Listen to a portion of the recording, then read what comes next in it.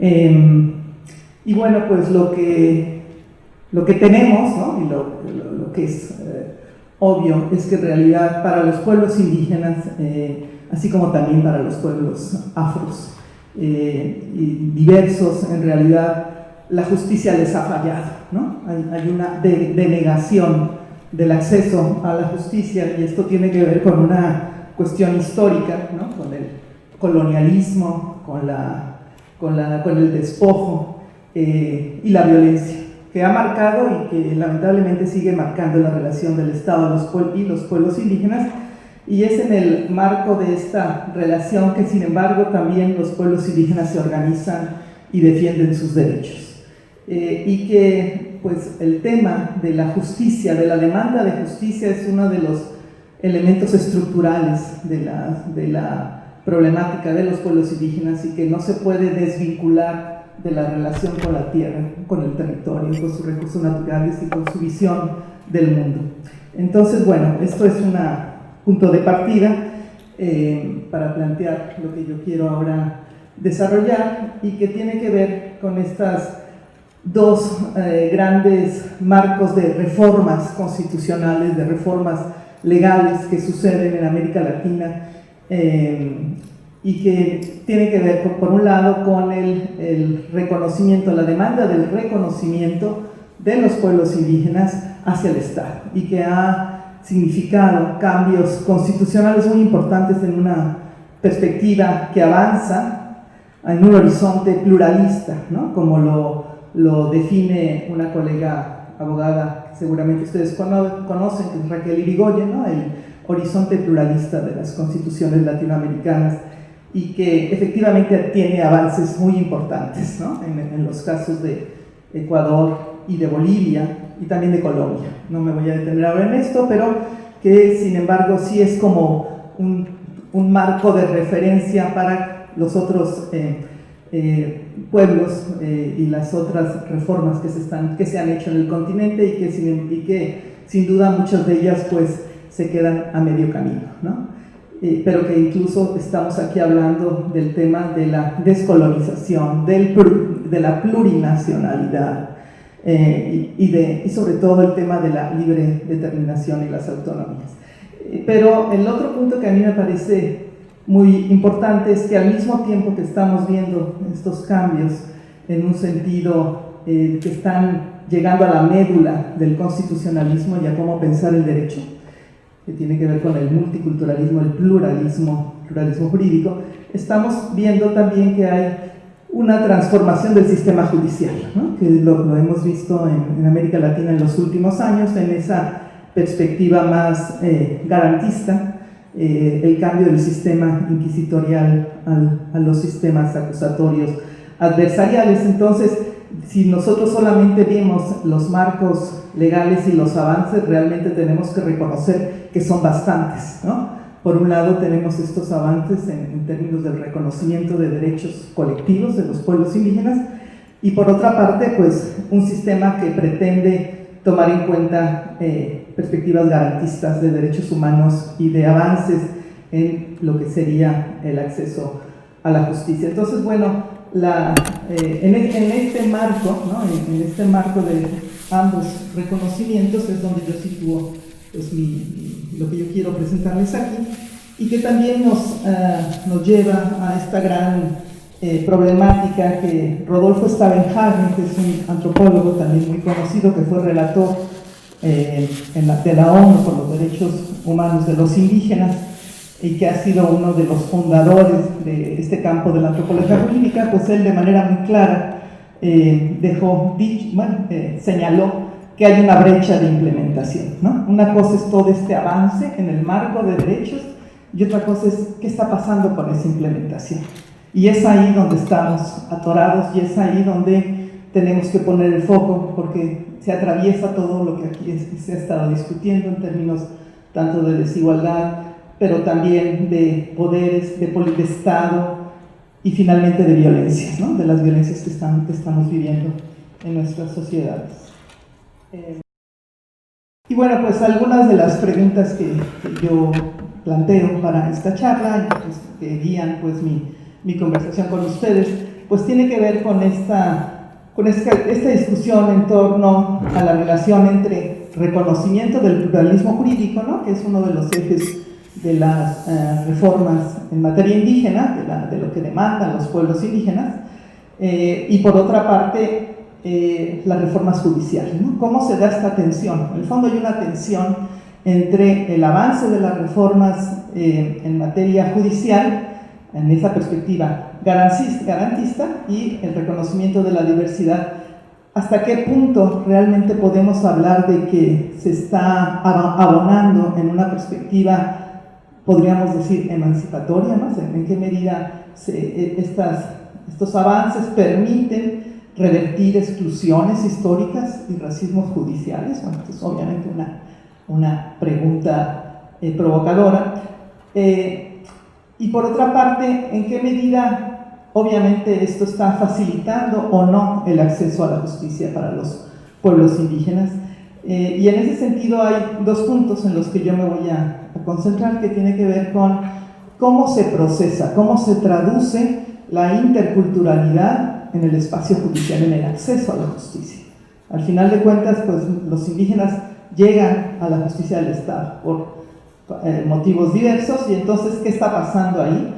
Pero por otra parte, esta demanda de reconocimiento y de acceso a la justicia involucra también el reconocimiento de las jurisdicciones indígenas, de las justicias indígenas, y aquí está el punto clave, ¿no? Porque por un lado es reconocer justicias indígenas, pero también cuáles son los mecanismos de relación, cómo se coordinan estas justicias con la justicia del Estado.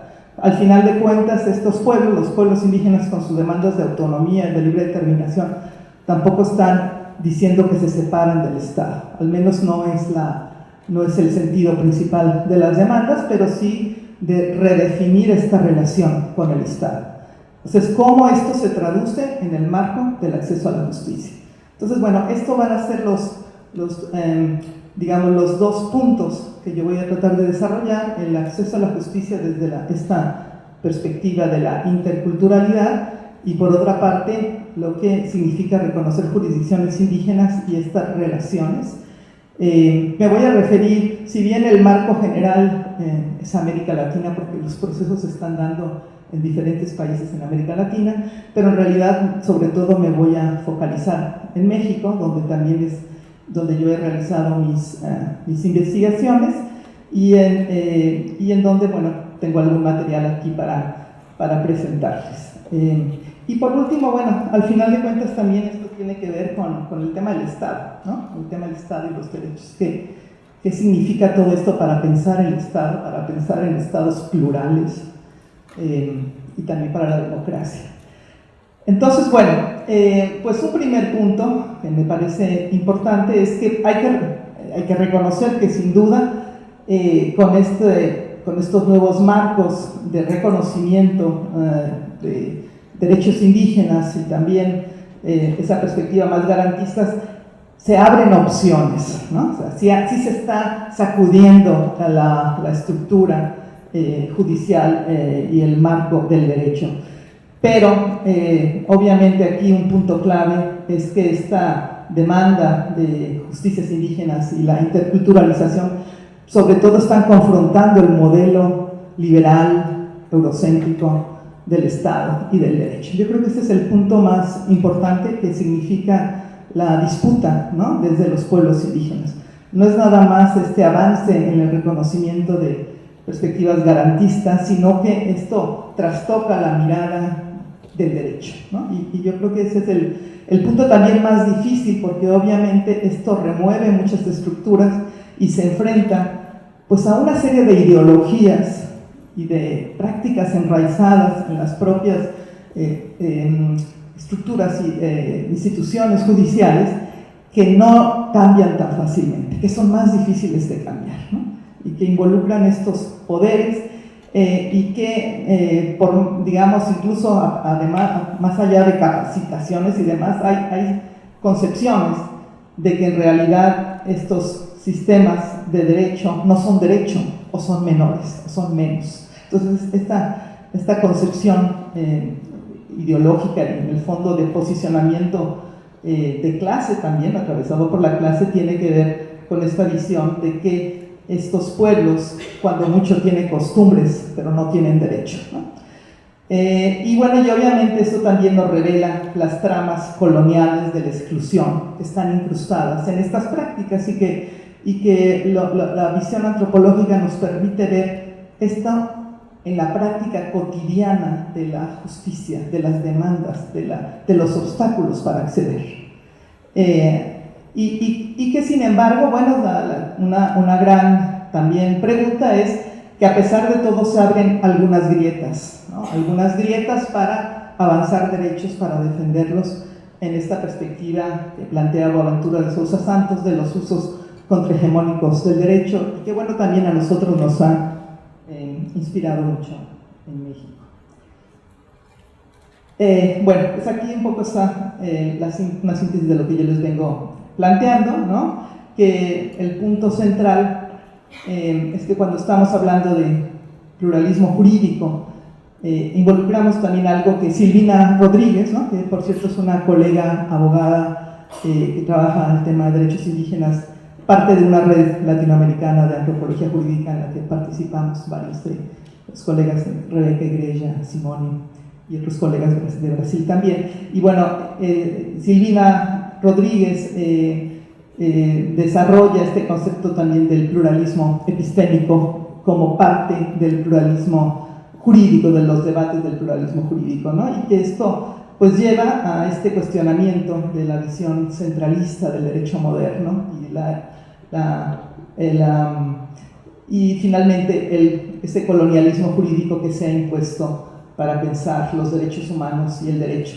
Y pues que al final de cuentas también el reconocimiento de justicias y del derecho indígena nos pone en el centro del debate de que hay otras racionalidades jurídicas, otros valores, otros sentidos de justicia, y que estos tenemos que documentar y comprender si realmente queremos garantizar un acceso a la justicia de alguna forma más equitativa. Y bueno, al final de cuentas, como les planteaba también, cómo generar, ¿no?, estas apuestas interculturales de diálogo. ¿Es posible? ¿No es posible?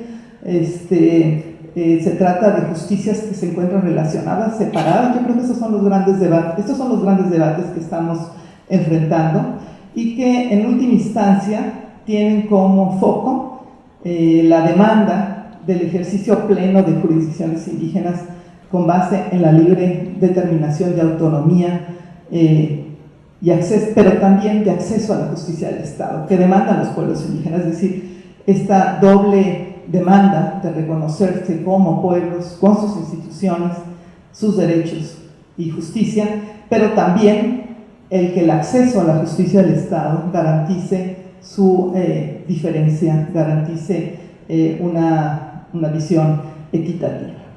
Entonces, bueno, estos son los temas. Algunos, no voy a desarrollar mucho temas conceptuales, pero sí, esto me parece muy importante que quede claro, ¿no? Entiendo que si son ustedes, están en una facultad de Derecho, pues están discutiendo también el tema de los pluralismos jurídicos, y obviamente el pluralismo jurídico no es nada más un asunto que involucra pueblos indígenas, pero sin embargo, en el caso de los pueblos indígenas sí adquiere una dimensión particular. Pero digamos, lo más importante es comprender que dentro de un mismo espacio geopolítico hay distintos sistemas de derecho, distintos sistemas normativos que están vigentes, pero que obviamente establecen entre sí relaciones de subordinación de poder, y que en estas dinámicas entre los sistemas jurídicos se dan también relaciones de interlegalidad, ¿no? Es decir, cómo mutuamente los sistemas se combinan, se traslapan, y qué es lo que hacen los actores desde una perspectiva de la práctica de los actores, qué es lo que hacen con estos sistemas jurídicos y hasta qué punto se reproducen al mismo tiempo sus diferencias, ¿no? El hecho de que se interactúen y que al fin se traslapen no quiere decir que se desaparezcan sus particularidades. Y bueno, esto que les decía del pluralismo epistémico, que nos lleva a insistir en esta idea de otras cosmovisiones, ¿no? Y concepciones de justicia. Bueno, finalmente este pluralismo jurídico se da en el marco de constelaciones sociolegales que involucran dimensiones de poder, de desigualdad, de violencia, en donde toman cuerpo estos sistemas, este pluralismo jurídico y estas dinámicas jurídicas que obviamente se van transformando, ¿no? O sea, yo creo que es muy importante en el debate de la antropología jurídica, pues hemos pasado también de concepciones que planteaban los sistemas jurídicos como espacios separados, como sistemas separados dualistamente, vistos de forma dualista, a tratar de comprender cómo se reconstruyen en contextos, en campos particulares, en contextos particulares determinados por cuestiones económicas y de poder, y cómo estas determinaciones pues son distintas, no podemos pensar, hay que abordarlas de forma contextual, ¿no? Si bien, como digo, esto no significa que en términos pues más teóricos no reconozcamos las diferencias de los sistemas jurídicos. Y bueno, y el otro concepto de racismo judicial, ¿no? Que tiene que ver con toda esta estructura histórica de la desigualdad que se inscribe en las propias instituciones y que reproduce prejuicios, que reproduce estereotipos, y que muy particularmente en el caso de pueblos indígenas involucran esta inferiorización de estos sistemas de justicia que se conciben como no derecho, o sus derechos humanos. Finalmente hay que vigilarlos porque hay que garantizar que no violenten, ¿no? Que no sean salvajes. Entonces, bueno, esto es algo que es un eje, ¿no? de lo que yo quiero aquí ver, cómo este racismo judicial y cómo este pluralismo jurídico y epistémico finalmente está atravesando los sistemas de justicia.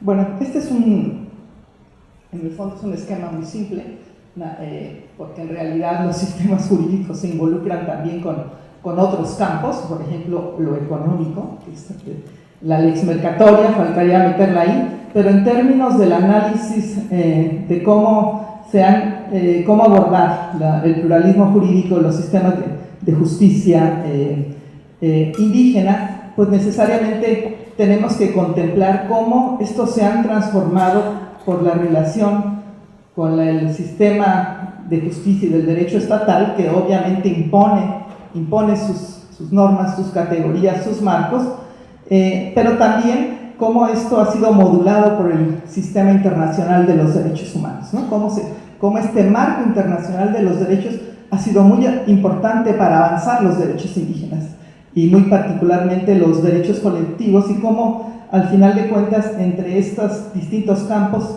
se dan relaciones, hay un proceso, como lo dice Salieri, de vernacularización de los derechos que se apropian, pero en el fondo lo que yo quiero aquí insistir es que desde una perspectiva antropológica es muy importante ver sus dimensiones de tensión, de relación, de poder, y cómo esto se traduce en las prácticas de los actores sociales. Bueno, si tienen duda o alguna pregunta, por favor también interrúmpanme. No sé si estoy hablando muy rápido, Brian. Bueno, aquí un breve paréntesis creo que es pertinente ya para enfocarme en México y también para pues mostrar el contexto distinto a Brasil, ¿no? O sea, sabemos que en el caso brasileño la población indígena, pues ahorita no sé cuánto es, pero antes era como el 0.03% del total de la población. O sea, estamos hablando de contextos muy diferentes, particularmente localizados en ciertas regiones, aunque también vemos que hay un proceso de migración y de presencia de indígenas urbanos en Brasil, ¿no? Pero yo creo que es importante comprender de qué estamos hablando cuando hablamos del tema de pueblos indígenas en países como México, en países como Colombia, Guatemala, Bolivia, en donde la población indígena es algo que está presente en el conjunto de la sociedad especialmente en algunas regiones, son incluso hegemónicos. Entonces, bueno, lo que es interesante, yo estaba revisando los censos y como ustedes pueden ver, si en el 2010 se hablaba, según el censo del INEGI, que es el Instituto Nacional de Estadística y Geografía de México, hablaba de 11.132.562 personas indígenas dentro de un total de 119 millones de personas que habemos en México, o sea que más o menos era el 9.9% del país. Es interesante que 5 años después se reconocen como indígenas 25.694.928 y que obviamente esto tiene que ver con el derecho de autoadscripción, es decir, ahora se reconoce que una persona es indígena también por su, no necesariamente porque hable una lengua, sino por se identifique como tal. Y esto juega también en el ámbito judicial. Y también habla pues de una valoración, ¿no?, del tema indígena, porque por mucho tiempo con las políticas integracionistas, asimilacionistas del Estado mexicano y del racismo en torno a pueblos indígenas, pues la gente más bien negaba sus identidades, ¿no? Entonces estamos ahora en un proceso de valoración de las identidades. Y bueno, y además la gran diversidad de lenguas que existen en México, ¿no? Hay 66 lenguas indígenas, pero las variantes dialectales de esas lenguas pues llegan a 364. Aquí puse los datos del estado de Oaxaca, que es uno de los estados que tiene mayor población indígena en México, porque bueno, me voy a referir a él, y para ver también la complejidad y el gran reto que significa cuando estamos hablando de acceso a la justicia, ¿no? Porque uno de los elementos fundamentales es garantizar la justicia en la lengua propia, que la gente hable en su propia lengua. Entonces, hablar en su propia lengua implica pues también tener la posibilidad que todas esas variantes lingüísticas puedan ser escuchadas en la corte y tener gente que las pueda traducir. Y esto obviamente es uno de los grandes retos. Bueno, aquí nada más un mapa para que ustedes tengan una idea de dónde se concentra mayormente la población indígena. En realidad, indígenas, comunidades indígenas, migrantes indígenas hay en todo el país, y más en los últimos tiempos hay un proceso de migración. Por ejemplo, me llama la atención en este mapa que no está en la parte de Baja California, en la parte del norte. Allá hay poblaciones jornaleras agrícolas en San Quintín, que vienen de diferentes lados con un peso muy fuerte, igual que en toda la parte norte del país. Pero bueno, aquí lo importante es ver, digamos, las comunidades indígenas en sus territorios originarios, en donde están, ¿no? Entonces pueden ver una presencia muy intensa, y además que esto pues enriquece mucho pues al país en su conjunto, ¿no? La diversidad de culturas, de lenguas, pero también pues los procesos de reivindicación de derechos que ha acompañado al movimiento indígena de los últimos años. Bueno, entonces aquí voy a pasar nada más a que tengan ustedes una idea de esto que yo les hablaba. Esto ya estoy hablando de México, cómo se dio en épocas recientes estos cambios de reformas constitucionales que están marcando la pauta del acceso a la justicia, ¿no? Esta reforma judicial penal hacia un modelo acusatorio que inició en el 2008 y supuestamente concluía su implementación en el 2016, ¿no? Dieron 10 años para implementar esto tanto a nivel federal como a nivel de la justicia ordinaria, a nivel local, y que obviamente pues esto es algo que está en proceso, que no está acabado y que pues genera muchas contradicciones. Bueno, y todo esto que viene acá abajo, desde el artículo 1 hasta la Ley de Derechos Lingüísticos, son el marco legal en donde se arraiga el reconocimiento de los derechos indígenas y que realmente han avanzado en una perspectiva muy amplia de reconocimiento de derechos. Para mí artículo primero y el artículo segundo son claves, sobre todo diría incluso el artículo primero constitucional que reconoce, que constitucionaliza los derechos humanos, ¿no? Y que hace que todos los convenios internacionales, las declaraciones y demás sean ley en México, los convenios, y por ello también es que el convenio 169 de la Organización Internacional del Trabajo tiene mucha fuerza, ¿no? En México como en otros países. Y el artículo segundo fue el artículo que se reformó en el 2001 después de un largo proceso de discusión por el movimiento indígena, que tal vez ustedes conocen, varios de ustedes, que tuvo que ver con la rebelión de los indígenas zapatistas en Chiapas y que generó realmente un proceso de diálogo y de discusión para una reforma constitucional muy importante, que si bien lo que se reconoce en el artículo segundo no es lo que se esperaba, pero con todo se reconoce libre determinación, se reconoce autonomía, el derecho a los sistemas normativos, a la autoridad indígena, a su justicia propia, en ámbitos comunitarios y municipales, está restringido, pero este marco de derechos ha sido fundamental. También se reconoce el acceso a la jurisdicción del Estado desde las lenguas y desde tomando en cuenta los usos y costumbres. Y bueno, entonces, y obviamente la Declaración Universal de los Derechos de los Pueblos Indígenas, pues también es un marco clave, ¿no?, para el avance de los derechos. Y existe en México un protocolo de actuación para los impartidores de justicia en materia de derechos humanos, que aunque es un protocolo, es algo que se refiere mucho en todas estas actuaciones en la judicialización de casos que llegan a la justicia y que habla del marco del derecho de los pueblos indígenas. Y por último, esta ley de derechos lingüísticos, que es una ley muy avanzada, o sea, que realmente establece las garantías para el respeto, el reconocimiento y el desarrollo de las lenguas indígenas, ¿eh? Que si bien que son reconocidas como lenguas nacionales, bueno, en sus espacios de acción la gente tiene el derecho a hablar su lengua, ¿no?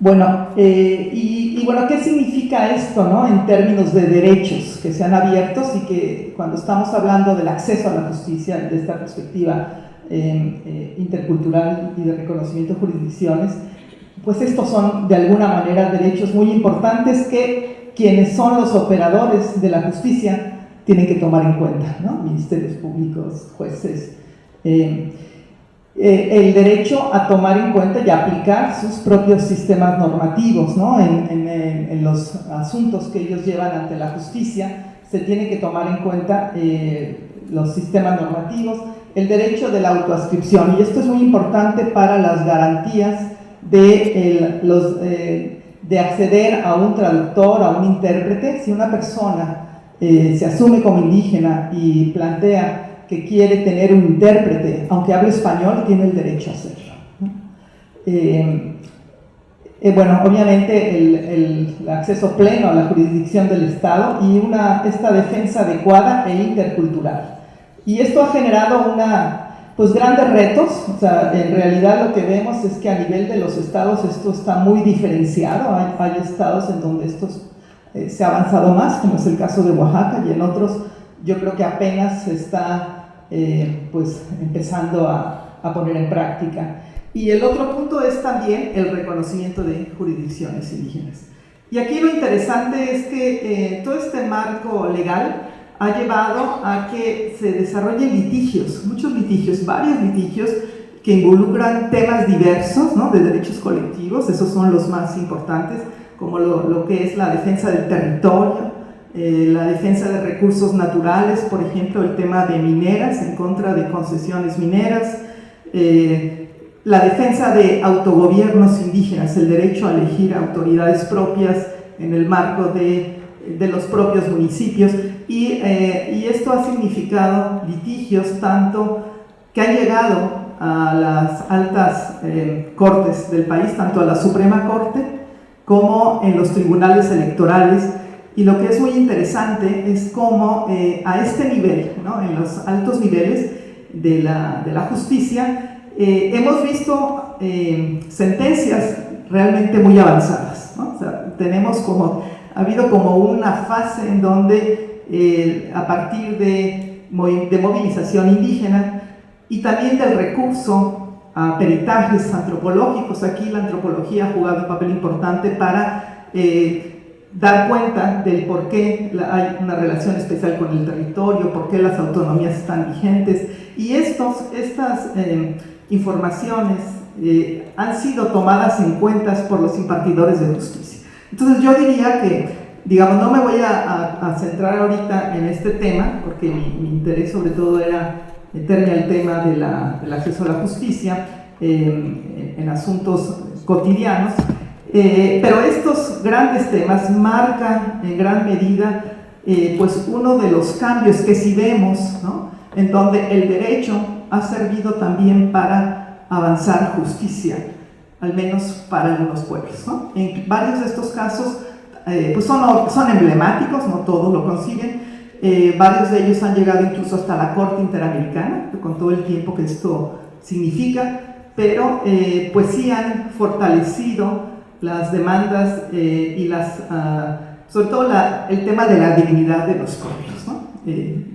No quiero generalizar porque obviamente todo esto también tiene un tope, y tiene un tope que ayer nos recordaba el profesor Bryan, que hasta dónde está dispuesto el status quo, ¿no? Y en este caso los grandes intereses económicos de permitir que se trastoquen sus proyectos, sus intereses, sobre todo en temas tan importantes como las empresas extractivistas, y que sin embargo pues hay una disputa que yo creo que sí hay que considerar y hay que mirar. Bueno, me voy aquí a trasladar ahora a Oaxaca, en donde, como les decía, pues es uno de los estados en donde vemos que hay una mayor movilización por los derechos indígenas. Yo creo que eso también es muy importante, como lo planteaba ayer Karina, digamos, si no hay una movilización puede haber avances legales, pero estos no, pues esos quedan simplemente en la norma. Y en Oaxaca, como lo vieron antes en el cuadro, también la presencia indígena es muy fuerte, es el estado con mayor población indígena, pero también con mayor profesionalización de indígenas. Me recuerda mucho el caso colombiano, en donde vemos una presencia de indígenas profesionales muy activa. Lo mismo sucede en Oaxaca. Entonces, estos actores no solamente son partes de organizaciones que están disputando derechos, sino también son jueces, también son magistrados, también son defensores, y realmente asumiendo una conciencia como pueblos indígenas, porque no necesariamente hay una garantía por ser indígena que vas a estar en un posicionamiento a favor de los derechos de los pueblos, y a veces más bien es el status quo del derecho el que te gana, pero en realidad aquí yo estoy hablando de organizaciones que se han posicionado y que están haciendo un trabajo muy intenso y que con todo y los obstáculos por lo menos están planteando, están abriendo la cuña. En los textos que yo les pasé, o sea, eran textos así muy focalizados a estos temas, hay uno de ellos que justamente es un diagnóstico que hacen estas organizaciones, creo que se llama Entre la Realidad y no me acuerdo de la otra parte, pero la hace esta organización que se llama el CEPIADET, que es el Consejo de Estudios e Investigaciones de Traductores, Defensores Indígenas en Oaxaca, y así como también hay varios estudios hechos por esta otra organización que se llama Asilegal, ¿no? Que dan seguimiento a la situación de presos, que dan seguimiento a casos judiciales y que además se ocupan de capacitar a jueces, de capacitar a defensores. Yo he estado en varias de sesiones a las que ellos me han invitado, algunos talleres, y realmente pareciera que en Oaxaca estamos como en otro país, ¿no? en términos de avance de derechos en materia indígena, y con todo pues hay muchos problemas. Pero algo que ha sido muy importante, ahí se abrió una sala de justicia indígena en el ámbito de la justicia ordinaria, que bueno, también hay quienes critican porque dicen que al final de cuentas es como pasar los casos a esta sala, como y un poco darle menor importancia. Sin embargo, es una sala que también está siendo discutida. Y por otra parte está, bueno, la Defensoría Pública Federal, que tiene un gran peso, ¿no? La Defensoría Pública Federal bilingüe, ¿no? En el caso de Oaxaca, lo que vemos ahí es que hay esta profesionalización de gente que son abogados, que además tienen especialidad en antropología, que están muy preocupados por aprovechar el espacio que ofrece este marco de la justicia acusatoria, de los juicios forales, para realmente defender con base en un derecho intercultural, ¿no? Para exigir que en el caso de que un indígena esté involucrado en un delito grave federal, por ejemplo, portación de armas, ¿no? O por ejemplo, tráfico de personas, tráfico de narcotráfico. Bueno, muchas veces hay, digamos, situaciones muy particulares que hay que entender qué es lo que está detrás de esta comisión de delitos, y entonces estos defensores están buscando pruebas, están buscando peritajes, están también garantizando que quienes se asumen como intérpretes o como traductores realmente estén traduciendo, estén interpretando lo que la persona está diciendo, porque ellos mismos hablan la lengua. Entonces, digamos, es un gran esfuerzo. Aquí tal vez tuve que haber diferenciado, pero lo que también vemos es que en el ámbito federal, a partir del Consejo de la Judicatura, también se inició todo un proceso muy interesante de sensibilización a jueces y magistrados.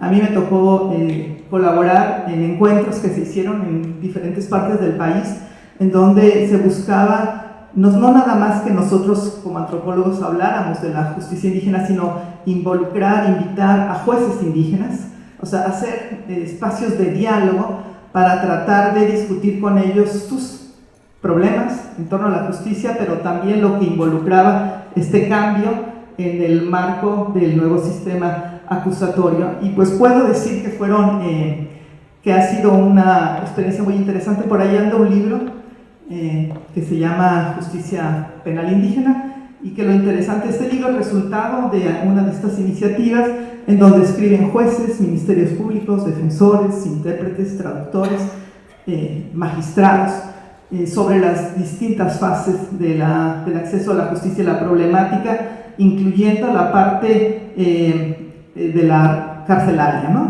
Del sistema penitenciario, en donde también encontramos grandes problemas de qué es lo que está sucediendo con los presos indígenas. Entonces, digamos, sin querer ser como decir que todo es maravilloso, yo creo que hay esfuerzos, ¿no? Sí hay esfuerzos, y yo creo que hay que darle su lugar, hay que tratar de ver en qué sentido esto avanza y cuáles son los obstáculos que se están enfrentando. Bueno, aquí está Oaxaca, ¿no? Con toda esta diversidad que tiene, con comunidades que además hay que decir que en Oaxaca ya desde el 1996 hubo una reforma constitucional, antes incluso que la reforma del 2001, y ellos reconocen autoridades indígenas que se eligen a través de sus asambleas por usos y costumbres a nivel de los municipios que tienen gobiernos y que reciben presupuesto, y que finalmente pues dan cuenta de una gran manera de gestar esa diversidad y también de relacionarse con el Estado. Bueno, ahora voy a pasar nada más a mostrar la otra cara, ¿no? De la realidad que se vive, quienes se enfrentan a la justicia y que son indígenas, y en donde obviamente aquí atravesamos todo el tema de clases sociales, de desigualdad, de exclusión, de racismo, de indígenas que terminan por motivos diversos en prisión.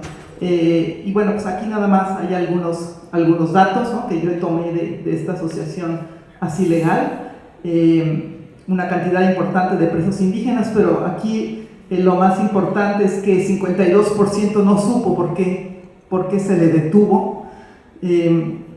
50 fue víctima de algún tipo de tortura, 60% no contó con intérprete o traductor, hay 458 indígenas presos sin recibir sentencia en el momento que se hizo ese estudio, y también todo este tema del abuso de la prisión preventiva, ¿no? Esto sobre todo tiene que ver con el marco de esta justicia estatal, no la federal, sino más bien la estatal, en donde vemos que hay mucho más problemas, y claro, también hay que decir, bueno, eso es una fase de transición, pero la dificultad que hay de hacer operativo todo este marco de derechos, sobre todo si las personas no tienen defensores, o si hay defensores, pero no necesariamente que se les garantice el acceso a la justicia. Y obviamente las personas indígenas difícilmente van a pagar como suelen hacerlo otros actores. Traigo un pequeño video que quería yo mostrarles, a ver si ahorita me lo ponen, que revela, ¿no?, esta dificultad. Bueno, allí va el video, a ver si me lo... Ya se nos fue. Bueno, espero que ahora venga porque es muy interesante. Es una entrevista que hace una colega, que ella antropóloga, que es lingüista, y que entonces lo que ella hace es entrevistar a un preso indígena a partir de las preguntas que le haría un ministerio público. Entonces, bueno, ya no les digo más, ahora volvemos a ello. Pero bueno, mientras tanto, hablando entonces de lo que involucra la interculturalidad en el sistema de justicia, ¿no? Bueno, vemos, digamos, hay que partir de los hechos de que hay sobre todo barreras, ¿no?, de acceso y de acceso a la justicia y de reproducción de exclusión por todos estos factores que ya sabemos, ¿no? Y hasta qué punto es posible remontar esto, ¿no? Obviamente no bastan las reformas legales, hay que hacer un cambio estructural, pero en todo caso los intentos, ¿no?, de estas reformas judiciales que han habido, pues cuestionan en principio todo este sistema. ¿Sí? ¿Ya? Ok. Sí.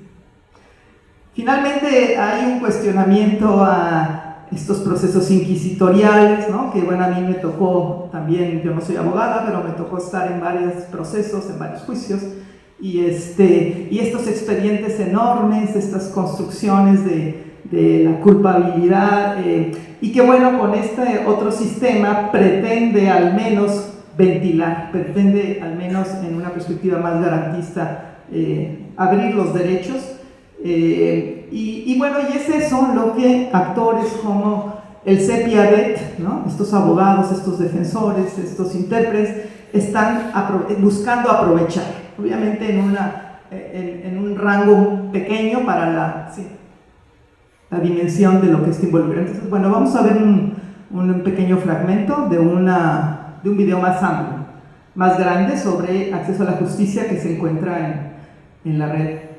Por cierto, en este video fue hecho en el 2000, creo que fue 2003, y ahí participa Rodolfo Stavenhagen, un antropólogo, pues como les digo, fue el relator por los derechos humanos de los pueblos indígenas, y él hace toda una reflexión del significado de este marco de derechos para la justicia de pueblos indígenas, y sobre todo las implicaciones del desconocimiento del derecho propio en el tipo de violación de derechos que viven los indígenas cuando se enfrentan a la justicia.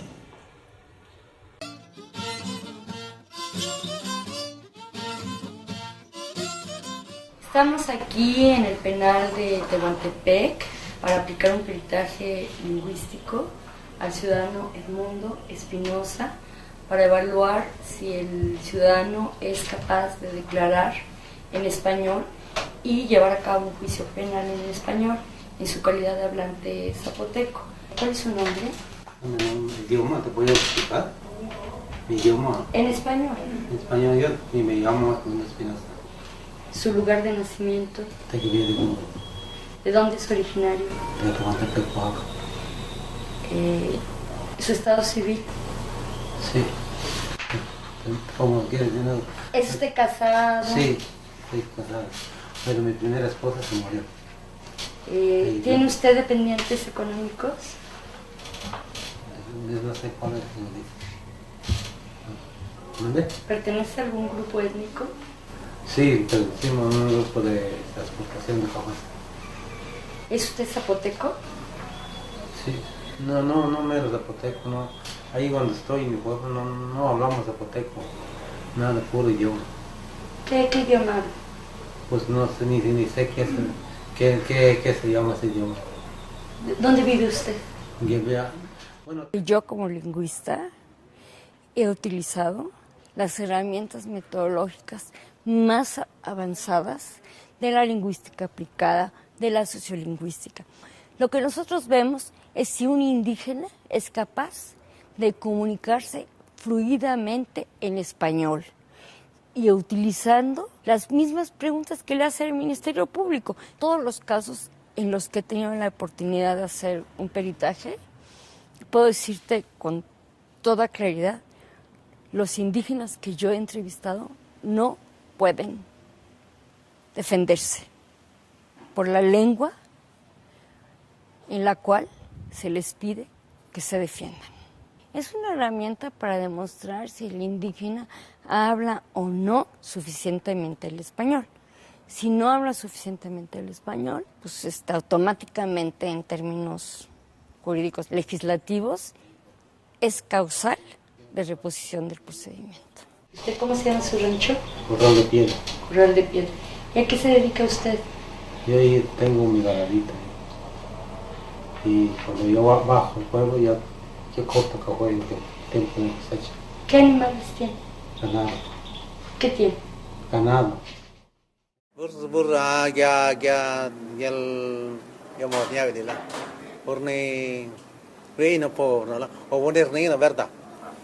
ni na verdad, ves ni mentir la hueva, estoy en proteger, no pones ni na verdad ni hueva.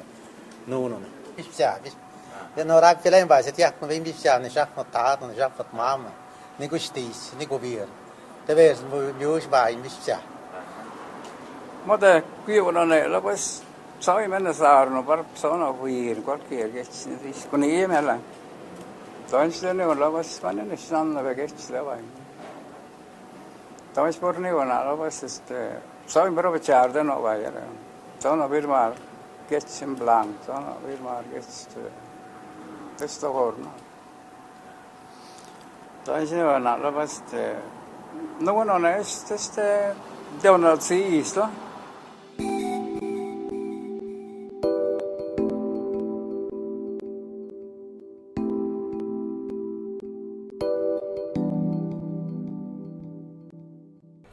Bueno, yo creo que este fragmento revela mucho de la problemática. Esto fue hecho en el 2002, pero si bien han cambiado los procedimientos, ¿no? Ya no es el Ministerio Público como tal el que toma estas declaraciones, sino que ya hay otros momentos de los juicios, pero en realidad la falta de acceso a la justicia y los retos pues permanecen, ¿no?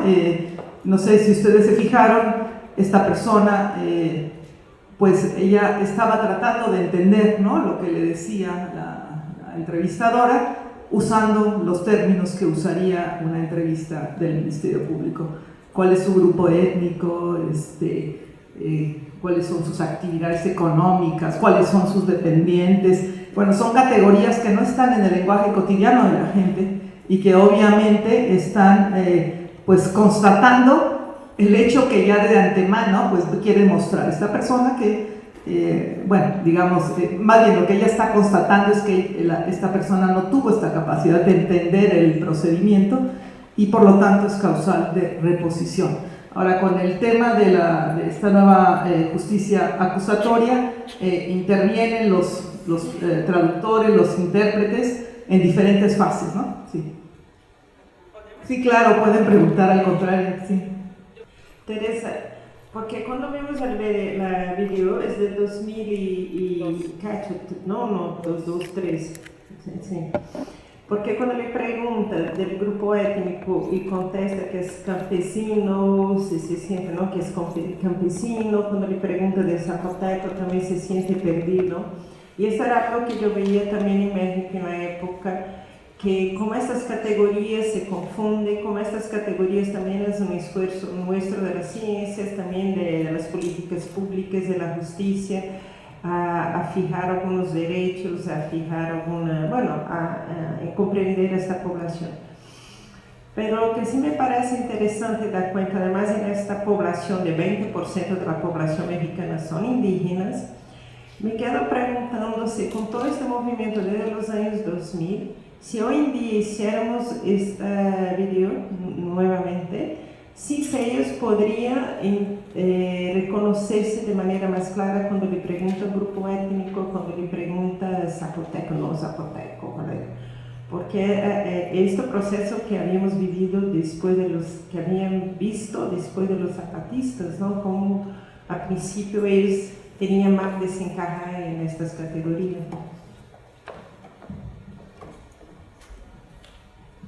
Yo creo que encontrarías casos similares. De hecho, hay casos similares, porque digamos que quienes se han politizado, ¿no? En términos de organizaciones, digamos, son también ciertos sectores de los pueblos indígenas que tienen claro esto y probablemente te responderían de otra manera, ¿sí? Pero en realidad una mayoría de la población indígena, incluso en estas regiones, no tiene no tiene ese conocimiento de estas categorías porque no las usa cotidianamente, no es parte del lenguaje, de su lenguaje cotidiano. Y es uno de los argumentos también que hay para defender el que se permita, por un lado, en una serie de asuntos que terminan en prisión, ¿no? en estas personas, pues no tendrían ni siquiera que estar ahí. Y ese es el gran tema también, ¿no? Entonces, la cuestión es que a partir la exigencia de que haya intérpretes y traductores es por lo menos para garantizar que no se hagan esas preguntas, por ejemplo, ¿no? Entonces, en la fase del juicio, cuando hay este acompañamiento de defensores que tienen esta conciencia, tratar de llegar, de generar una intercomprensión con la persona. Y lo que, digamos, los estudios que se están haciendo, como les digo, esto es algo bastante reciente, ¿no? Hay una alumna mía, una doctorante, que está haciendo una etnografía, así como mencionaba también Karina, en este sentido de la etnografía de espacios judiciales, y que está trabajando en Oaxaca, ¿no? De hecho, varias de los trabajos de ella yo lo estoy retomando también. Anaís Sierra se llama.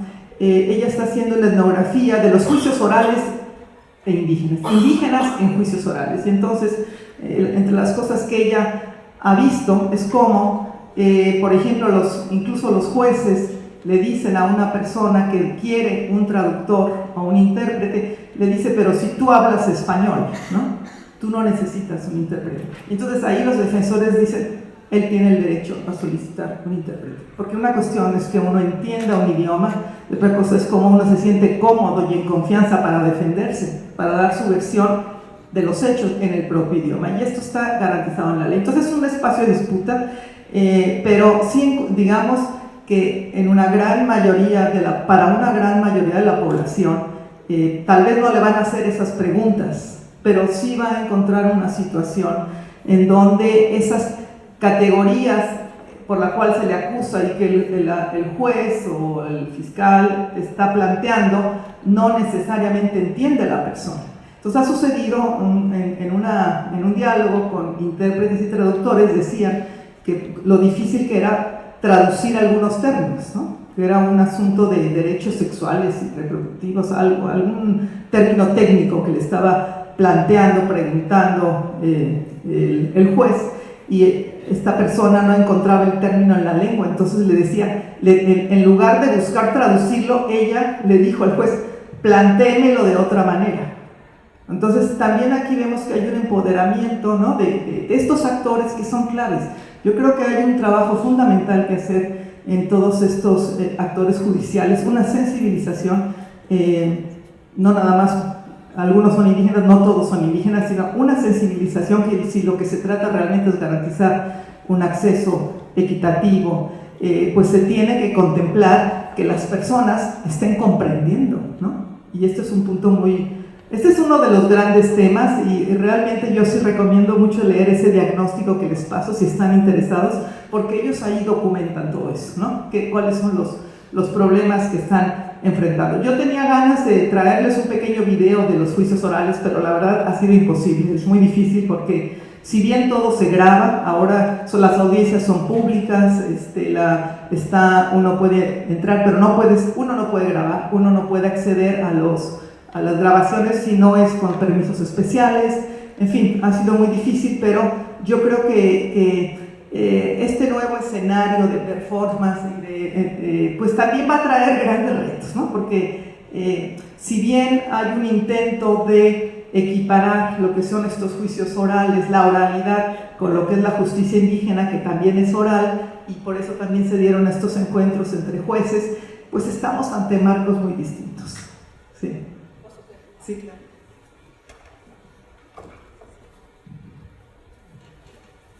Sí, no sé si voy, porque no sé cuánto falta. Quería hacer una reflexión para hacer un puente con el caso brasileño, que es un poco diferente, pero podemos reflexionar sobre muchas de estas cosas.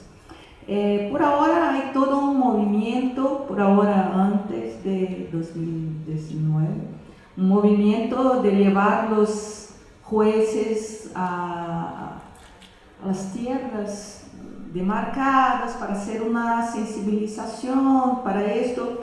Es difícil, pero mismo los jueces, por ejemplo, de áreas donde tienen muchos indígenas como Amazonía, Pará, estos son los más resistentes a hacer este acercamiento con los indígenas.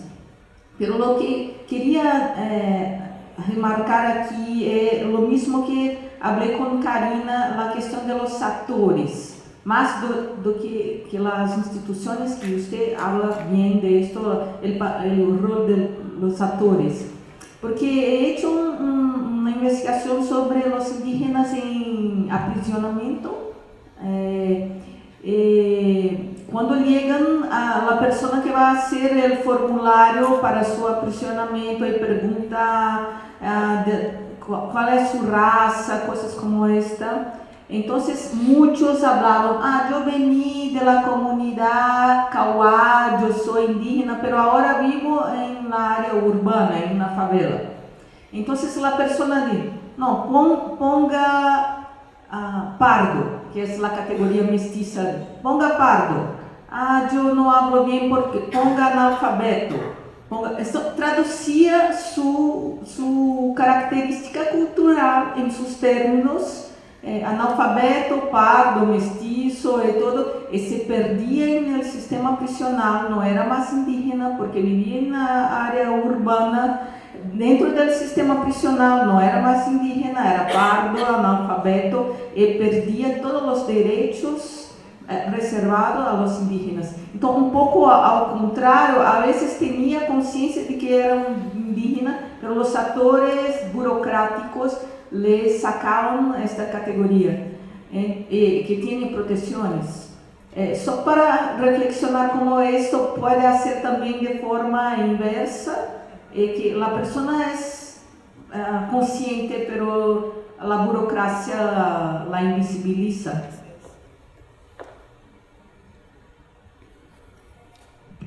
La burocracia la invisibiliza y además pues las personas están en una situación de indefensión y a veces dicen que sí, con tal de sentir que van por el buen camino, si no tienen la información, ¿no? Entonces por eso es tan importante pues el cambio de mentalidad, el cambio, ¿no? Sí. Bueno, voy a pasar un poco rápido en este punto que es muy importante, que es algo que ya nos va a empezar a conectar con este tema de la coordinación de jurisdicciones, ¿no? Que en el caso mexicano es muy limitado todavía, pero que tiene que ver con un artículo del Código Nacional de Procedimientos Penales, que es parte de esta reforma judicial, en donde se habla de la declinación de competencia, ¿no? El texto que yo les pasé de Juan Carlos Martínez aborda este caso y tiene que ver con un caso en donde un magistrado, aquí estoy hablando del derecho, ¿no? Se habla de la extinción de la acción penal en casos que involucren solo a personas indígenas, cuando el imputado como la víctima o sus familiares acepten el modo en que la comunidad, conforme a sus propios sistemas normativos, en la regulación y solución de conflictos, proponga resolver el conflicto. Es decir, está aceptando una jurisdicción indígena en determinados casos, ¿no? Y este caso es el que se usó para esta sentencia, que fue la primera en donde un magistrado en Oaxaca hizo declinación de competencia, ¿no? El magistrado Rubén Paulo Ruiz, por cierto, una persona que escribe en ese libro, muy comprometida, muy avanzado, y que se ve como alguien muy metido en el sistema judicial es capaz de comprender y de dar cuenta de que si él quiere realmente hacer justicia, tiene que contemplar estas otras posibilidades. Bueno, él ordena la reposición del procedimiento, ¿no? Para declinar competencia a favor de las autoridades tradicionales de la comunidad de Santiago Coavicuzas, en Yautepec, Oaxaca, ¿no? Para que, conforme al sistema normativo, el asunto sea sometido a su procedimiento de decisión y a su caso sanción, según los usos y costumbres de la mencionada población. Bueno, esta sentencia ha sido súper importante, está siendo muy difundida y en realidad ha animado a otras declinaciones de competencias. En este caso concreto era un asunto federal. A la persona era un joven de 22 años que se le acusaba de tráfico de personas porque él era de una comunidad indígena y le dimos allí un RAI, una carona, a unas personas guatemaltecas. Él no sabía, pues qué sé yo, él llevaba un auto y le piden un RAI y lo detiene la policía de camino, la policía federal, y lo acusan de tráfico de personas, ¿no? Y por lo cual lo llevan, lo sentencian, lo sentencian a no sé cuántos años de prisión, porque eso es un delito grave. Bueno, entonces ahí entra el tema de que la autoridad indígena de la comunidad, pues esto no se hizo con juicio oral, ¿no? Eso fue antes del cambio, bueno, o en el proceso, pero entiendo que no fue con juicio oral. Pero al final de cuentas lo que hace el magistrado es pedir un peritaje, ¿no? Para comprender el contexto en el que sucedió el hecho y dar los elementos de la vigencia de las autoridades indígenas, los sistemas normativos y en qué medida esta persona, el hecho concebido como delito realmente respondía o no a un delito. En todo caso, el peritaje fue muy importante para la decisión del juez y en su sentencia él lo refiere y finalmente declina la competencia, y es la comunidad la que entonces toma en cuenta el caso de esta persona. Y finalmente, pues más que sanción, porque en realidad él no había cometido un delito, él había dado una carona a unas personas, pero de alguna forma las autoridades tienen que hacer un proceso de justicia con él, y finalmente él sale liberado, ¿sí? Pero aquí lo importante es esta posibilidad, ¿no? Que abre, estas son las grietas que yo digo que de alguna manera cuando uno encuentra gente, jueces, actores judiciales con este nivel de ética personal, política, para hacer justicia como se debe, pues uno puede también encontrar eco, ¿no? Entonces yo por eso sí soy favorable a que, digamos, en facultades como esta, pues la conciencia de lo que significa hacer justicia en la medida de las posibilidades puede marcar la diferencia en la vida de las personas que están bajo su proceso. Bueno, y esto tiene que ver con el tema entonces de la coordinación de justicias, y que nada más como marco de referencia les menciono que el reconocimiento de jurisdicciones indígenas es parte de las reformas judiciales, de las reformas indígenas, en materia indígena, y que hay países como Bolivia, es el único país que tiene una ley de coordinación de justicias, que se llama Ley de Deslinde Jurisdiccional, en donde los tribunales aceptan, ¿no? Reconoce la jurisdicción de la autoridad indígena para determinadas decisiones. Después veremos que hay límites que también se imponen. El otro caso que es muy importante, y esto lleva desde hace un buen tiempo, es el caso colombiano, aunque ahí no existe una ley de coordinación. En las acciones de tutela y en las acciones de la Corte Constitucional colombiana se definieron mínimos jurídicos que se tienen que aceptar, que tienen que reglamentar la relación con la jurisdicción indígena. Ahí se reconocen jurisdicciones indígenas amplias, siempre y cuando no se torture, se garantice la integridad, la no tortura, el debido proceso de acuerdo a las costumbres, de acuerdo a los sistemas normativos de los pueblos.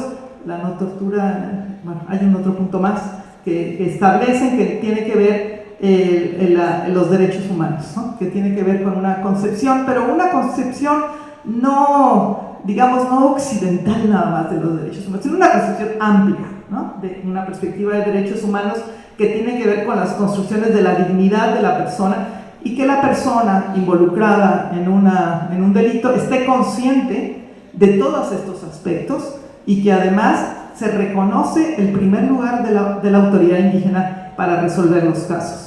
Entonces, bueno, sí, sin duda el caso colombiano para nosotros que estamos trabajando estos temas, pues es el más importante, con sentencias realmente emblemáticas que se hicieron ahí, desde el caso de Carlos Gaviria, pero otras más, ¿no? Que no me voy a detener aquí en eso, pero que lo que vemos en el caso de México es todavía muy mínimo, pero esto no quita que al mismo tiempo que se esté hablando de reconocer esta coordinación de jurisdicciones, sobre todo lo que se busca es reconocer y fortalecer autonomías indígenas. Ese es el punto central. Ahora, lo que vemos es que incluso en Bolivia, yo creo que en Colombia han sido más avanzados en ese sentido, la idea de cuál es el límite de esas coordinaciones tiene que ver con los derechos humanos y los derechos de las mujeres, ¿no?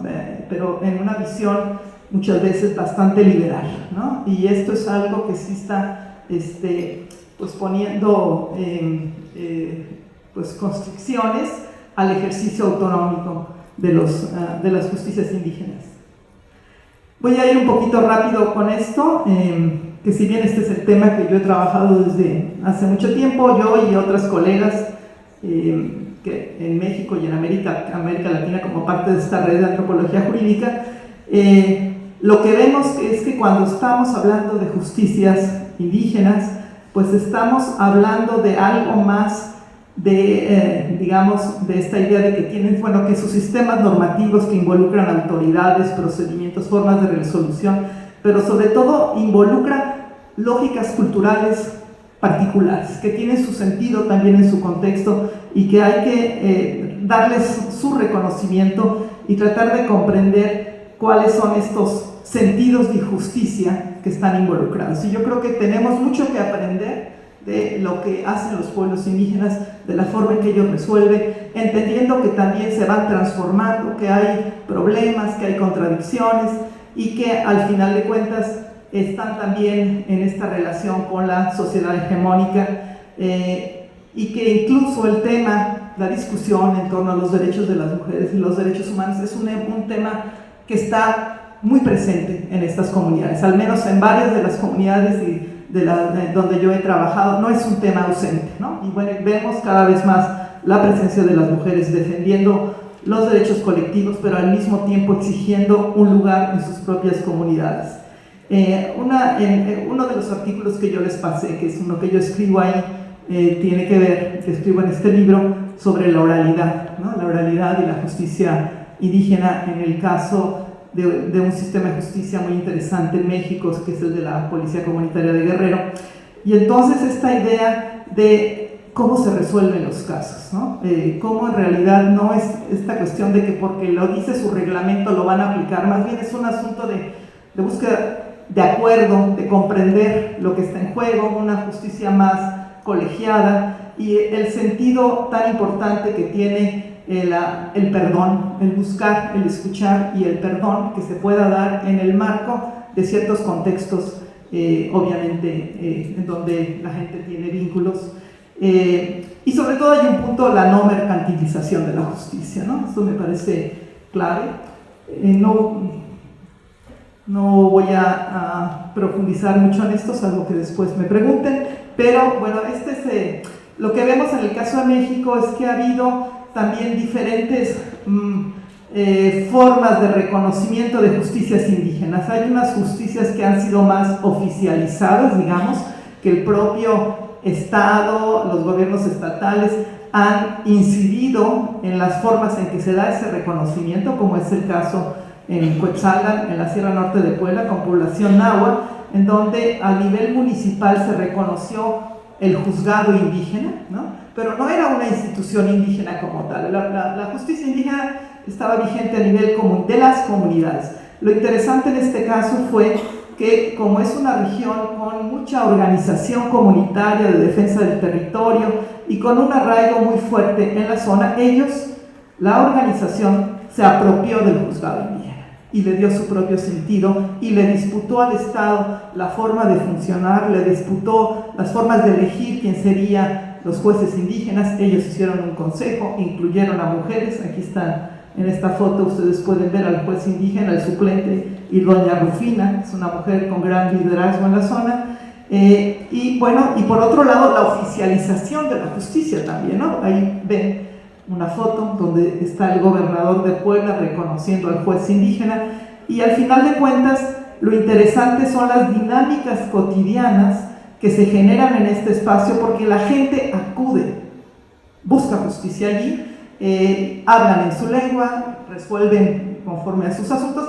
Obviamente hay límites que en este caso están bastante marcados de la jurisdicción indígena, qué cosas ellos no pueden atender, que tienen que ver con hechos de sangre, violación, y que los pasan entonces a la jurisdicción del Estado, que se encuentra en el mismo espacio. O sea, el campo judicial del juzgado indígena involucra la justicia indígena y la justicia del Estado, y allí hay relaciones, pues obviamente también de poder, ¿no? También de racismo, pero lo interesante es cómo ellos han conseguido apropiarse de este espacio, ¿no? Aunque ya nada más la última, aquí les quiero poner esta foto que tiene que ver con el caso de las policías comunitarias en Guerrero, que como ustedes pueden ver trae la bandera, ¿no? O sea, ellos son indígenas que articulan y construyeron desde el 95 un sistema de justicia y de seguridad comunitaria. Ellos empezaron siendo policías comunitarios para enfrentar la inseguridad, la violencia, ante la inacción del Estado, ante la impunidad. Se convierten después en un sistema de justicia, porque los ministerios públicos, cuando ellos entregaban al delincuente, lo soltaban por falta de pruebas o por dinero. Entonces lo interesante es que este sistema articula, en el momento que yo estuve haciendo investigación ahí, bueno, yo continúo con ellos, varios municipios. No es nada más un municipio indígena como Quetzal, son varias comunidades de varios municipios que tienen una gran legitimidad. Estos policías están bajo las órdenes de las autoridades comunitarias, la Coordinadora Regional de Autoridades Comunitarias, y son electos en sus comunidades y digamos, obviamente están armados, sí están armados, porque en esa región la violencia está muy fuerte, pero esas armas no las usan para cualquier cosa, están bajo las órdenes de los comunitarios. Aquí está una asamblea comunitaria, las mujeres han logrado ahí un lugar importante. Y bueno, nada más, lamentablemente tampoco quiero construir una visión muy idealizada de la policía comunitaria, porque pues Guerrero, están en el estado de Guerrero, son pueblos, es una composición pluriétnica, está atravesada ahorita por conflictos muy fuertes, ¿no? de la delincuencia organizada, y que de alguna manera también los están impactando, y al mismo tiempo enfrentan el despojo por mineras, por recursos naturales. Entonces, lo que es cierto y lo que yo sí puedo constatar es que tienen una organización comunitaria muy fuerte y una identidad en términos de lo indígena también muy arraigada, que sí es lo que les da a ellos la fuerza para seguir defendiendo sus instituciones. Bueno, en realidad ya lo que les dije, ¿no? Estos retos que hay de cómo construir modelos plurales, ¿no?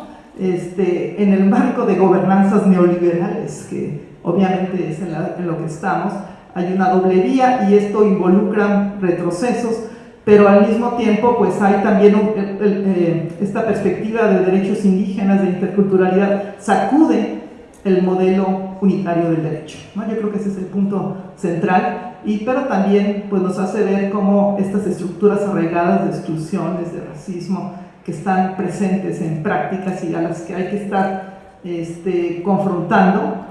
Y por otro lado, pues yo considero que con todo sí hay grietas, ¿no? Hay grietas para abrir y para trabajar y para innovar y para generar algún tipo de alternativas, y que en términos de derechos indígenas, pues lo clave sigue siendo la reivindicación de libre determinación de autonomías en mundos globalizados cada vez más violentos, y en donde los términos de derechos humanos y derechos de las mujeres son claves y se discuten al interior de estas poblaciones. Y aquí nada más una foto de las mujeres de la policía comunitaria, y les termino con esta, que es la de las mujeres zapatistas en Chiapas. Bueno, eso es todo.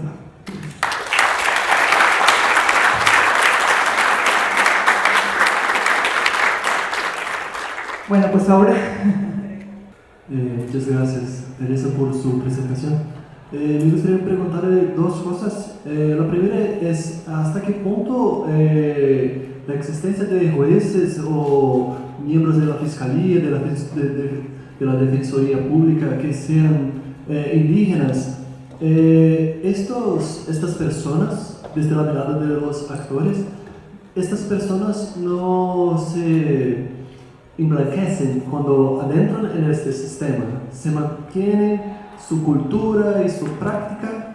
¿O si cuando tienen un cargo público de esta magnitud, se no empiezan a usar la cultura occidental para la colonización, digamos así, de la justicia indígena? Esta es la primera pregunta.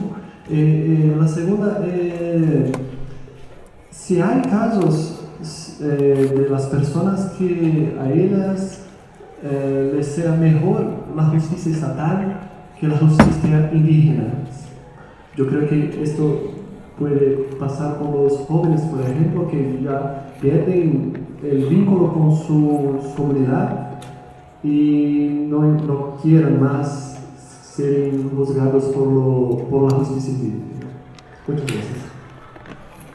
Gracias, profesora Teresa, por su explanación. A mí ha impactado mucho el breve vídeo que ha pasado. De facto, muy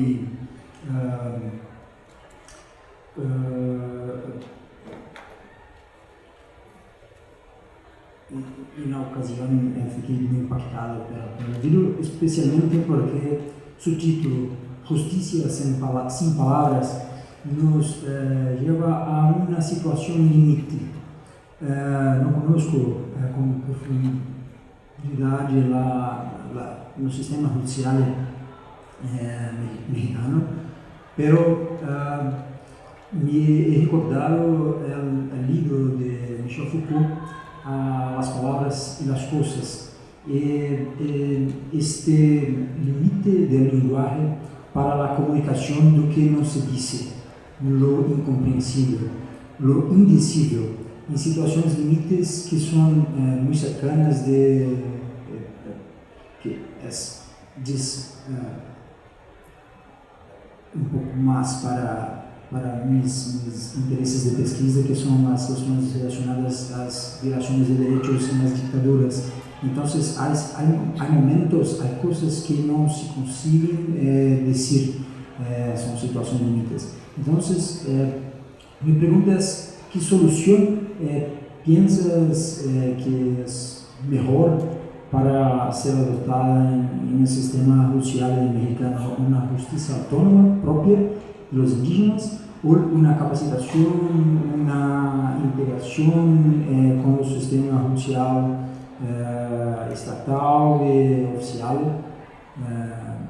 para que se hace comprender y pueda ir adelante de estas zonas muy limítrofes.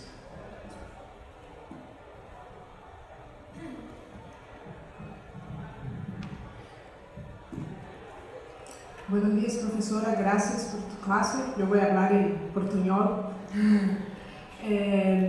Son dos reflexiones. A primera, estas construcciones de pluralismo jurídico y las reformas a partir del derecho indígena han contribuido de alguna forma con, digamos, la justicia tradicional estatal para personas que no son indígenas, para la población más vulnerável de México, por ejemplo, porque estaba pensando en una situación en Brasil y de esa reforma, de esos mecanismos de, no es la palabra correcta, pero traducción de derecho estatal para...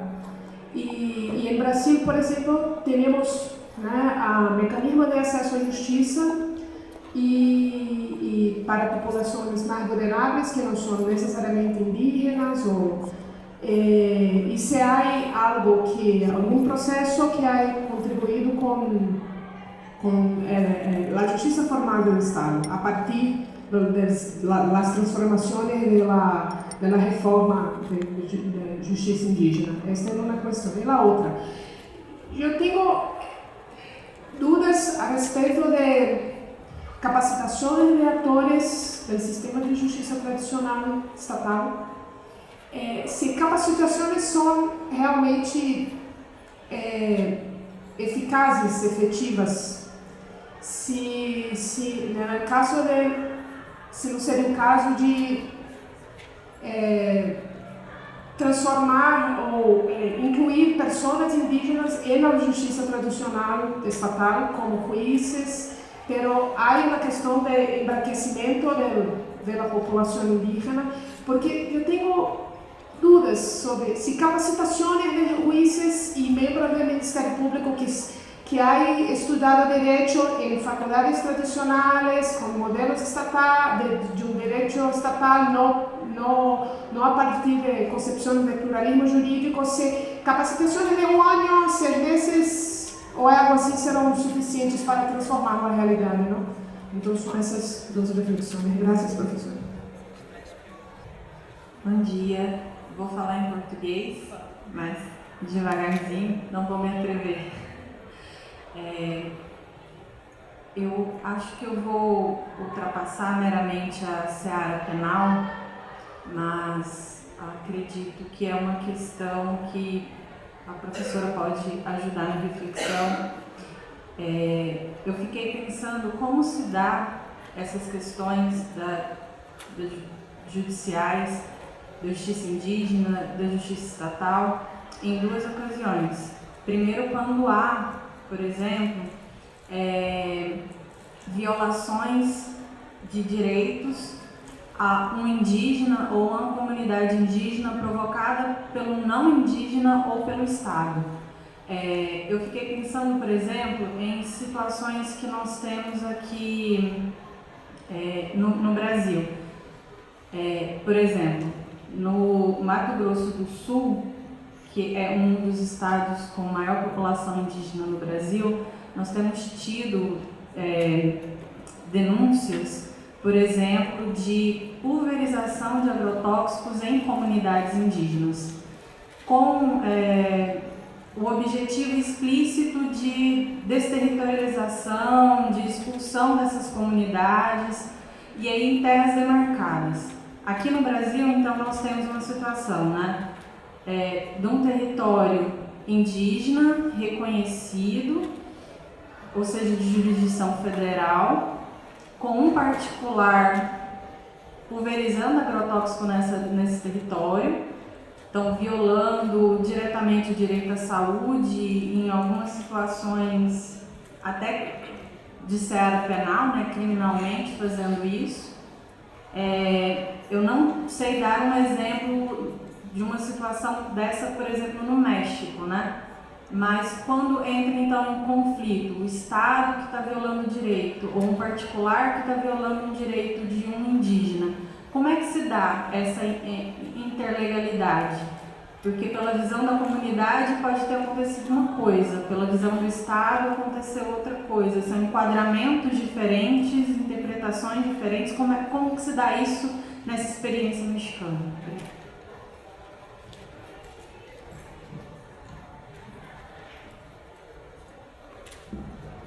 Bueno, voy a intentar responder. Bueno, esta idea de los riesgos del blanqueamiento, ¿no? Sí, o sea, obviamente, como hablábamos ayer, ¿no? No sé si era Karina o también Brian, como, digamos, la formación del derecho, y no nada más del derecho, desde la academia, cuando los actores entran, pues entran en esas jerarquías, en estos conocimientos. Yo creo que ahí depende, digamos, pues depende de una conciencia política, de una conciencia identitaria y yo creo que también una ética personal, ¿no?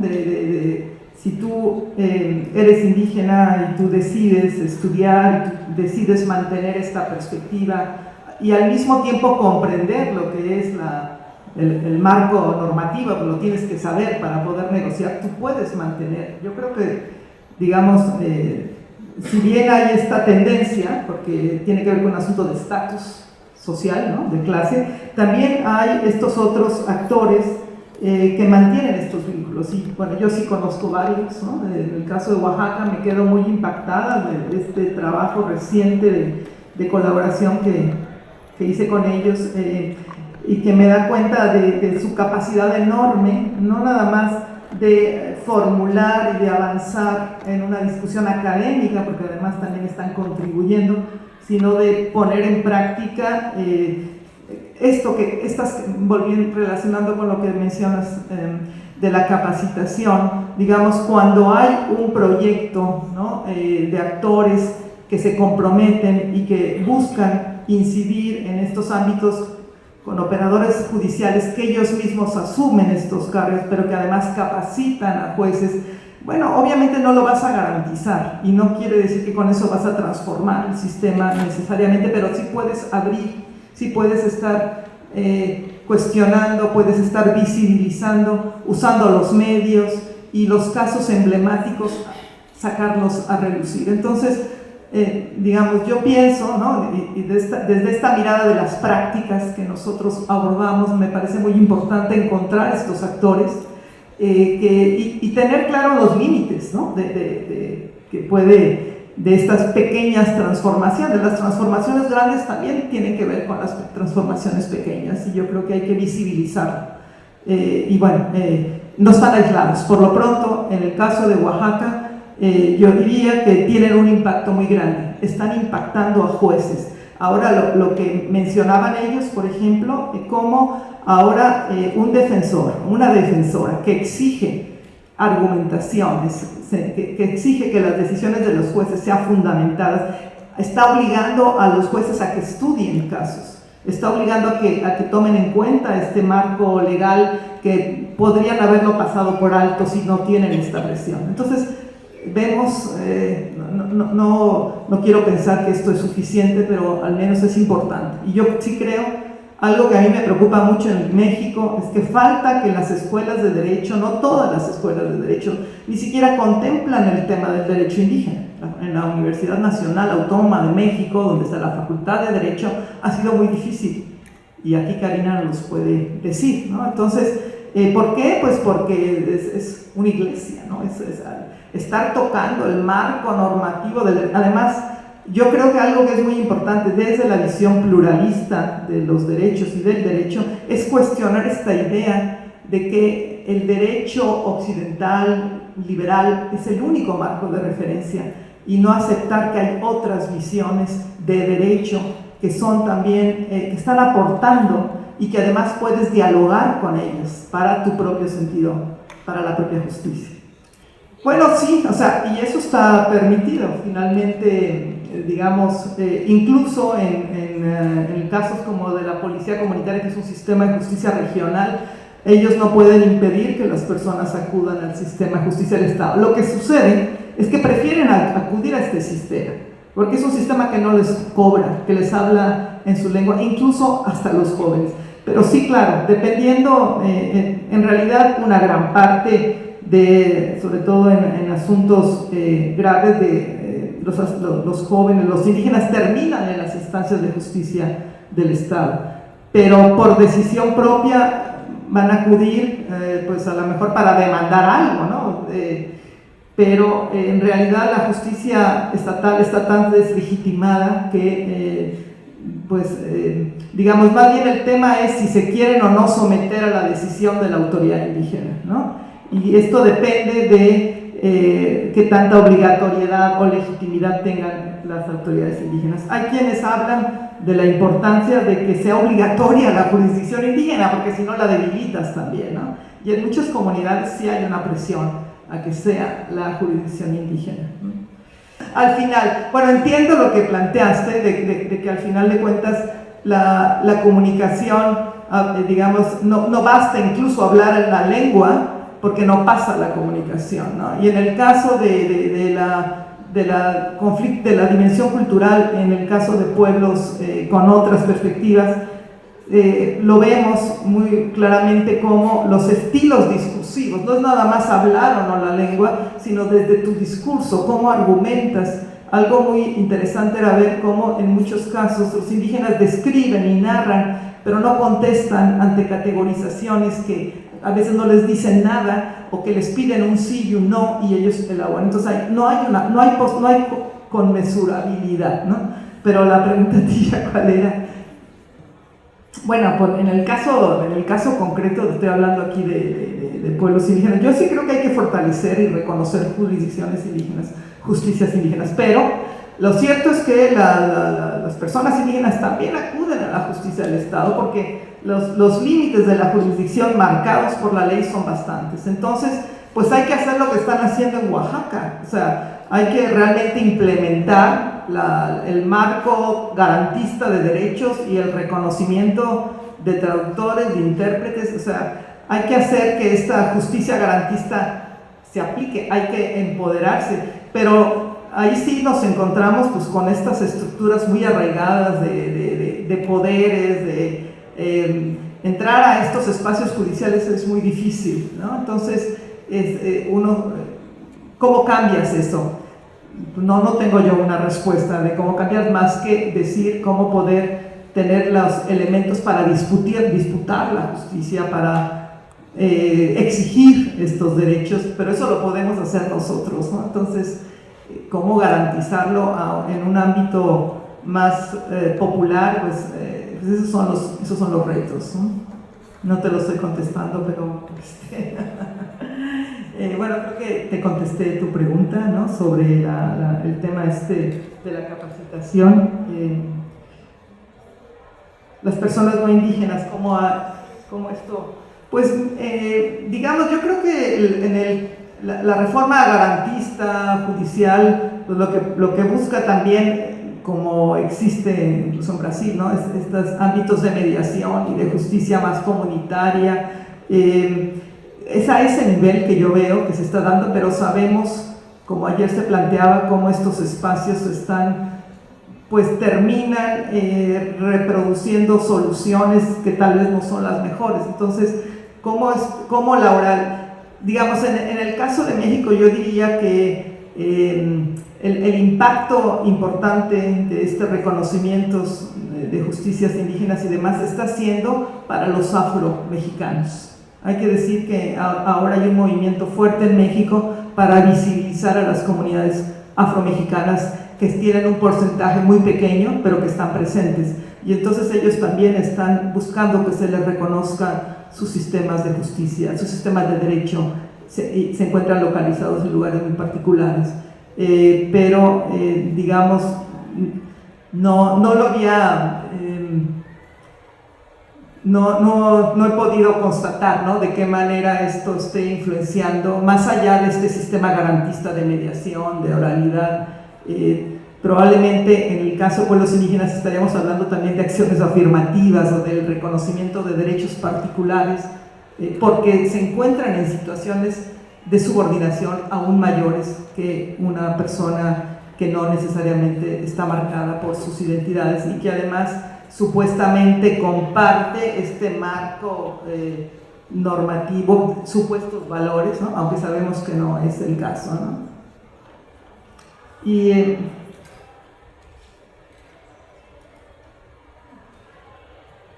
estabas hablando ya de casos más, digamos, de casos más grandes, más fuertes de la relación de violación de derechos a indígenas por el Estado o por no indígenas, ¿no? Bueno, en el caso de derechos territoriales, de conflictos territoriales, pues en México ese es el gran tema, ¿no? O sea, es el Estado y muchas veces representando o a favor de empresas mineras, empresas forestales que están afectando los derechos territoriales, y allí entran estas controversias de las cuales yo les he hablado, ¿no? O sea, hay muchos casos ahí.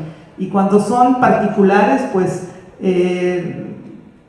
aquí depende de la fuerza de la organización comunitaria para reivindicar sus derechos, y entonces llevan a la justicia también a estos actores, ¿no? O sea, actores, por ejemplo, hay ahora una gran tensión por las empresas eólicas francesas que se han instalado en México, y hay conflictos, pero que pasan también por el Estado, porque es el Estado el que ha dado las concesiones.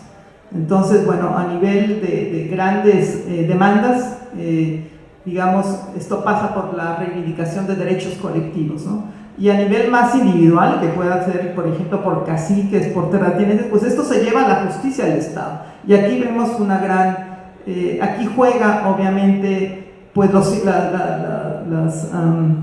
los contactos que tenga la persona, el dinero y su poder económico para someter, ¿no? Y para que no se haga justicia. En realidad, más bien aquí vemos una falta de justicia, ¿no? No sé si te estoy respondiendo a lo que planteabas, pero creo que vamos a tener que dejarlo por ahí porque ya me pasé del tiempo. Dos preguntas breves y puntuales. La primera es sobre el tema más metodológico. Me gustaría escucharte sobre las técnicas de investigación que tú utilizas, en fin, la parte metodológica de tu investigación.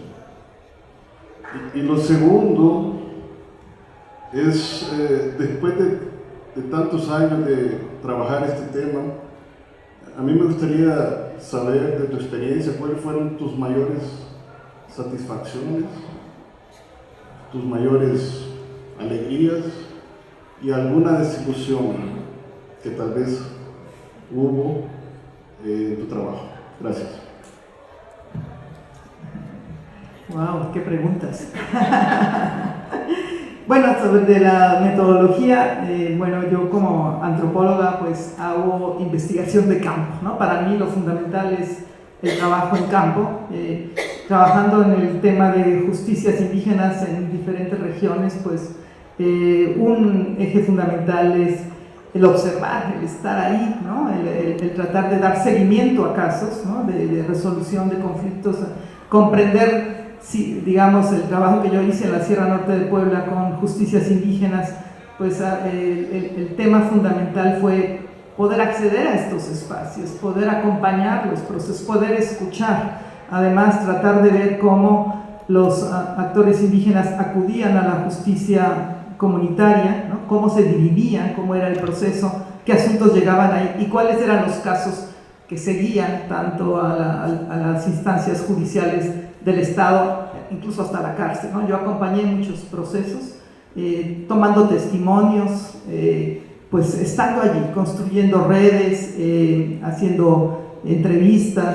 Entonces es un trabajo sobre todo de base etnográfica, de tratar de documentar desde los contextos los sentidos, las lógicas de la gente en sus situaciones concretas. Y para mí un foco muy importante ha sido el lenguaje. Yo he hecho mucho análisis sociolingüístico del discurso para justamente estos temas de la intercomprensión en situaciones concretas, ¿no? Para tratar de ver cómo en un espacio comunitario la gente se comunica, cómo pone en juego ciertos argumentos, cómo ahí se ponían también en juego sus valores, las leyes del Estado, y justamente esta dimensión de la interlegalidad yo la desarrollo desde estas observaciones de juicios concretos, pero también con juicios en el Estado. Y en otros espacios, como en la policía comunitaria, que ha sido mucho más compleja la investigación, pues también el proceso es similar, es un trabajo que pretende también posicionarse, es un trabajo con estos actores. Uno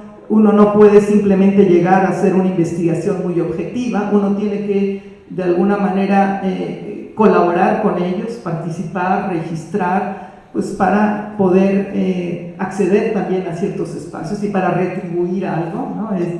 Yo sí me sitúo en un campo de investigación colaborativa, comprometida, posicionada con los actores, y en esa medida la documentación de las prácticas de la justicia también me ha dado elementos para participar en la defensa de sus derechos, ¿no? Yo he participado en peritajes, defensa del territorio, defensa de los sistemas de justicia, y bueno, ¿por qué? Porque conozco los procesos locales, y eso ya tiene que ver con tu segunda pregunta. A mí algo que me atrae mucho, que a mí me encanta, que realmente me siento muy contenta cuando puedo pues contribuir con mi investigación a algo más que documentar o que hacer estudios académicos, sino que lo que uno hace tenga sentido para los propios actores.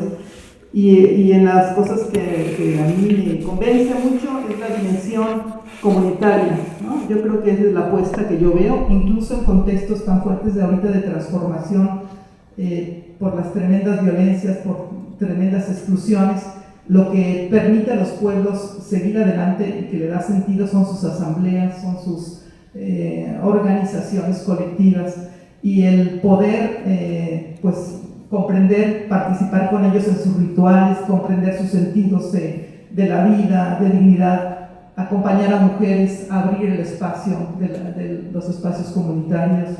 Bueno, pues esos son algunos de los temas que a mí me apasionan y que han sido muy satisfactorios en términos de hacer investigación y de tener la oportunidad de contribuir, ¿no? De contribuir con lo que yo estoy desarrollando. No sé, ya después te podría contar otras historias. Pero bueno, pues creo que aquí la voy a dejar. Pues de todas maneras estaré abierta, seguiremos dialogando, ¿no? Y aquí le voy a dejar el espacio al compañero David.